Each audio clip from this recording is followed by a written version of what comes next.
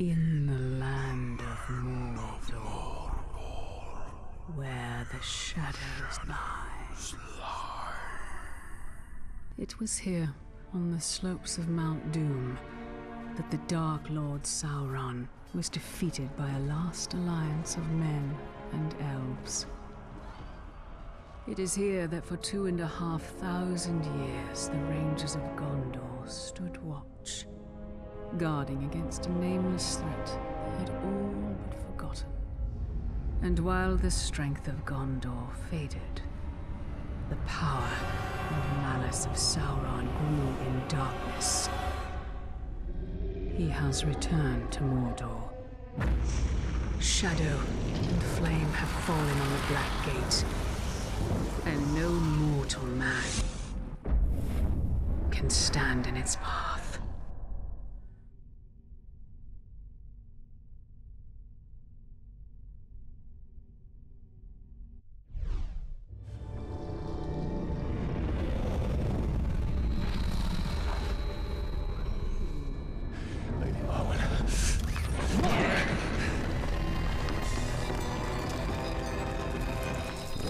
Returned. You are not done yet. How did you know where to find this? He has shown me. You haven't told me what you want in return. Only that you learn what you are truly capable of.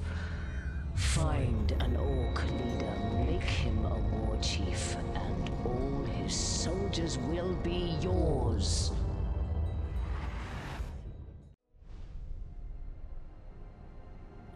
Alright, super hard, difficult trivia time. I bet you guys won't be able to figure out what universe we are in right now because based on that intro, it wasn't obvious at all. But anyways, what's going on, ladies and gentlemen? My name is Nick, and today I am going to be sharing with you guys some of my personal gameplay from Middle-earth Shadows of Mordor, a game that releases later this year.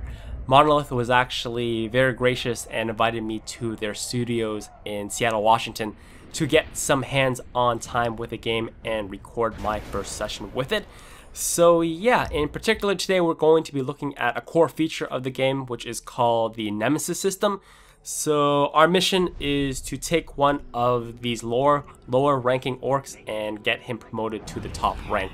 So we are going to jump directly into the sandbox right here by using an ability called Shadow Mount. We are actually fairly deep into the game right now, so we are going to have a bunch of abilities that you will find in the game, but not right away. So yeah, we are on this mount right here after we let go of that wraith-like arrow, and now we can be one with the wind and sky. This building to our left, that bluish white building that kind of just appeared out of nowhere, that was a fast travel point, which is very handy, especially when you're trying to travel around a large area like this. So for all you Lord of the Rings buffs out there, I'm gonna kind of go briefly into the story. So basically we play as Talion, who is a ranger that fell protecting the Black Gates of Mordor.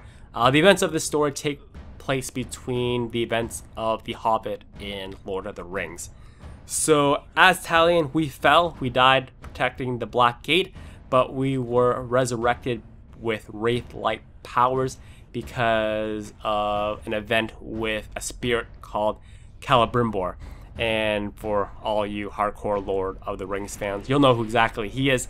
He is the person that was responsible for forging all of the iconic rings in the entire series. So the 7 rings of man, the 3 rings of the elves, and obviously the 1 ring of power. I may have got the exact number of the rings he forged wrong, but that's basically the gist of it. So yeah, pretty important dude in terms of Lord of the Rings, because he's basically responsible for the rings. This area right here beside us, this is Orc Fortress. We will be revisiting this a little bit later. One of the 5 orcs that we need to get to and eventually kill is actually in that fortress, but we will return with a very potent mount later on. You'll see when it happens. Just stick around to the end of the video because it's absolutely awesome. But anyways, we're gonna get back on our main objective here. So we need to find one of the bodyguards for the main orcs. And then we have to first defeat him, and then we have to get him to take on the captain of one of the 5 captains of the orcs and basically take his place. So he takes the captain's place, but he's basically our slave. So yeah, we're gonna go into some of the other gameplay mechanics, which is the parkour system, which you probably will all be familiar with. It's much like what you would find in the Assassin's Creed series, and it actually works fairly well. And we're going to enter our wraith-like form right here, and we are trying to find our target, which will be outlined in red. So first you'll see some enemies who have red on them, but that's not our targets. Those are actually just shields. And for this instance, I wanted to try to go with more of a stealth approach, so I'm trying to avoid encountering needless amounts of enemies, because obviously it just makes your life a lot easier. But I think by the end of it, I kind of just said screw it, and then I bro rushed my way in there, balls out. And yeah, so we find the person, our target, right here, and then we're gonna quickly hit the right trigger, and this will kind of give us a breakdown of what his weaknesses are and what his strengths are. So you see he has a whole lot of strengths, but not a lot of weaknesses. But if you do find a way to exploit one of his weaknesses, all of his strengths disappear. So it's kind of it's really important, especially when you get into more difficult enemies and in situations where there are more enemies around you. But in this case, like I said, I kind of just went for it. And since this was my first playthrough, I was kind of excited, and I didn't really read any of those weaknesses. And then so you'll notice a couple, because he is actually immune to arrows, and he's also immune to being jumped over and jumping around him. You'll see a little bit later, I fail a couple times doing it. So we're going to get right into the combat system of the game, which is absolutely fantastic. He just poisoned me right here, which removes the icon that appears above my head when I'm able to do a quick counter. The combat system is a lot like Batman from the Arkham series, which is not a bad thing at all. It's actually probably on par, I would say, or even better than the Batman combat system. It's very, very fluid, very intuitive and responsive. I obviously am not doing the combat system justice at all. I actually watched a developer play before we actually got to play the game, and he was like doing some really crazy ninja stuff. I was just, whoa, I want to do that. But obviously, first time through it, I couldn't. But I get a little bit better once we get into the second part of the objective. So as you can see right here, we now got his health low enough, which allows us to dominate him. And in this situation, we want him to betray one of those top 5 guys. So ideally, we want to choose the one that he is directly linked to. You see that little red line that appears underneath him. So we just have to choose one that we want him to betray, and then once we get to the beginning area of the next part of the mission, you'll see a little cutscene, and we basically have to jump in there and make sure that he's successful.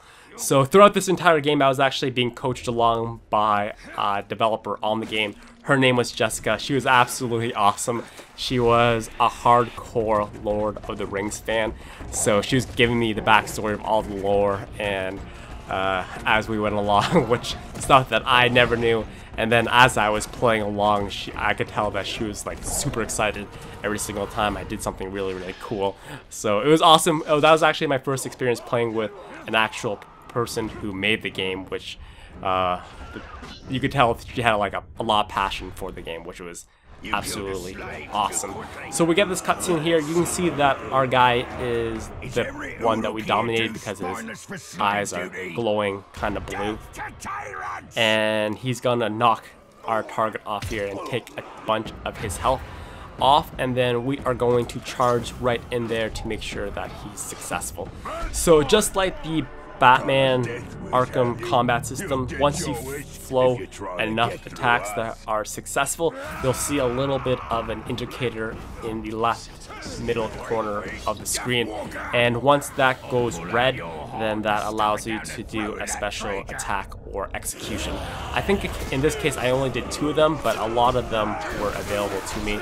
It was either triangle, circle, and then square, X, or X circle.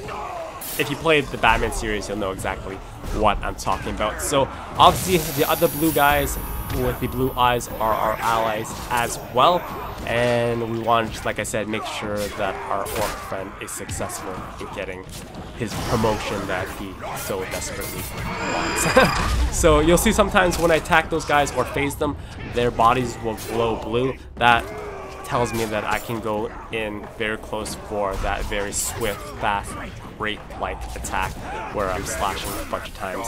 And right now I was actually trying to dominate a couple of the other orcs. You know that you'll be able to dominate orcs when their icon right below their health gauge goes green with that little skull right there. Probably not the best idea when you have a bunch of other orcs around you, mainly because they will stop you and interrupt you. So there we go, we took out the leader that we wanted, and our dude, since he was successful in his mission, just got himself a nice hefty promotion with some benefits, obviously. So we had, for this specific mission, we would need to do it 4 more times to progress, but for the sake of the video, and I was limited on what I was actually able to show you guys, we will only do 1.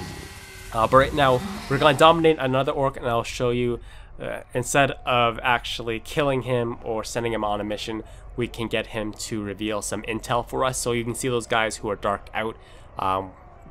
Since they're darked out, we don't know exactly where they are or what their strengths and weaknesses are, but if we select one of their shadows, they will magically pop up for us. Different orcs have more important information based on who they are, and that is just one. And then mercilessly we yeah, we're so ruthless. Right here, right now, I'm kind of just cleaning up the area, but I didn't actually know that I was right behind orc fortress, so it's probably not the best place to be. Eventually I go back to pick up some of the runes and some of the items that are available to us. So throughout the game you have 3 main weapons that do not change at all. You have your bow, you have your sword, and then you have your short sword. So the only way to upgrade them or enhance them is by using these things called runes or attachments, which you directly place onto the weapons. So after I pick up these little item indicators right here, and finish off this last straggler right here, we will jump into the upgrade system for both Talion and his weapons. So I actually wanted to make sure that I got some bow gameplay for you guys. You can actually charge up the bow as well, and the bow has a bunch of other special abilities for you guys to check out. Obviously I showed you guys the shadow mount ability a little bit earlier. There was actually one called Shadow Stealth, I think, which directs, when you shoot it, it directly takes you to the enemy that you hit, and you can instantly take him down. So it's a pseudo way to kind of teleport across the map really quickly, so long as you hit your target, obviously. So this is Talion's upgrade system. It's based on how you want to play. The ranger side is more of the combat, whereas the right side is more of the wraith-like stuff. So the stealth, the wraith abilities, all that kind of stuff. And so at this point in the game, I only had runes for, I think it was my short sword. So like I said, you have 3 main weapons that do not change throughout the entire game, and you basically upgrade them with runes.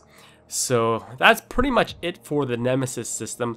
One quick disclaimer though, the Nemesis system for the next gen consoles such as PlayStation 4, Xbox One, and PC will be actually a lot more robust and have more options than the last gen versions of PlayStation 3 and Xbox 360.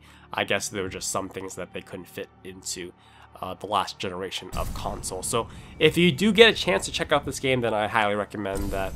And you do own a next gen console, then I highly recommend that you go with that, because it's just, the game is a lot more complete in that sense. So yeah, we have completed one of the 5 Warlord missions, but like I said, I'm not going to show you the other 4, but I will actually show you guys something just as cool. We are actually going to be going into some gameplay where we mount a Uruk, which is one gigantic troll-like creature. Sorry, I was mistaken. We are going to mount a Gog. So just as before, we're going to use our Shadow Mount ability. Once again, this is fairly deep into the game. You will not have these abilities at your disposal right away. But yeah, this was, when this happened, I was like, oh my god, is this actually happening? This is freaking awesome. I can't believe I'm doing this right now. And even when you're riding the Gog, you have basically a lot of options as well. You can use his attack ability. He can pick up other orcs and eat them, which will refill his health meter. He can scale mountains. He can he can sprint. He can basically do everything in the kitchen sink. And just like with all the other mounts in the game, even if you dismount him, he will continue to stay by your side and fight with you all the way to the death. So ultimate bro love right there. So we are going to come and tackle this fortress that we passed earlier. He is going to scale like I said he would, and we are going to fight a whole bunch of orcs. You'll see that orc right there. He kind of has a fire symbol above his head. He is actually the one that can call in reinforcements. So if you do not want to go on a mayhem, but in this case I actually wanted to because he's freaking sweet, you would actually kill him right away. But I thought it'd be good if you know, let him do whatever he wants. And by the end of this, I actually got a little bit better with the combat system, so the gameplay is a tiny bit better than I was at the start. so yeah, and we are going to just keep pummeling our way through here and do what we do. There are obviously environmental things that you can take advantage of as well, or you can just kind of curb stomp people with no remorse at all. And that is pretty much it for what I have to say of the gameplay of the game. When I first heard about this game, when I was first invited to Monolith, I had no idea what to expect because I did not read about the game, I did not watch any trailers or gameplay of it. And when I actually sat down, when I first watched their demo of it, I was like, wow, that's some crazy combat. The combat is actually probably, I would say, the highlight of the game for me. It's just so crisp and the movements are so good, and it's such a rewarding system, and obviously being able to ride this guy is awesome too. So yeah, I definitely will be doing a full Let's Play walkthrough of this game when it releases later this year. Hopefully you guys will join me for it. And yeah, other than that, that is going to be it for me. Hopefully you guys enjoyed watching my first-hand impressions of Middle-earth Shadows of Mordor. If you want to see more of this kind of stuff, let me know in the comment box. Let me know what you guys think of the game, what it was your highlight of the video, or what makes you most excited about this game. And other than that, thank you guys for watching, and as always, have a fantastic day.